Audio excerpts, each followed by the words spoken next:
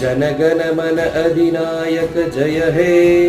મિત્રો, આ ગીત જે છે એ આપણે લોકોએ સ્કૂલ, કોલેજ અને પિક્ચર ચાલુ થયા પહેલા સાંભળ્યું હશે.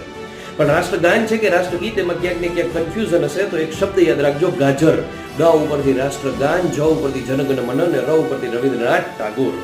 એટલે કે રાષ્ટ્રગાન છે જનગણ મન, જેને આપણે 52 સેકન્ડની અંદર ગાવાનું હોય છે.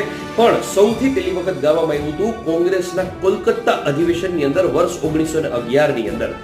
અને ભારત દેશ જ્યારે આઝાદ થયો ત્યાર પછી 24મી જાન્યુઆરી 1950 ના રોજ બંધારણની રીતે આને માન્યતા મળી કે હવેથી આ જ આપણું રાષ્ટ્રગાન રહેશે.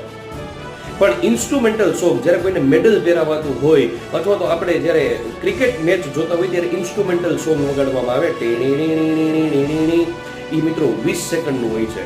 તો આપણે જ્યારે ગાતા હોય એ 52 સેકન્ડનું અને ઇન્સ્ટ્રુમેન્ટલ સોંગ 20 સેકન્ડનું હોય છે. 1911માં સૌથી પહેલી વાર ગાવામાં આવ્યું હતું. Thank you so much.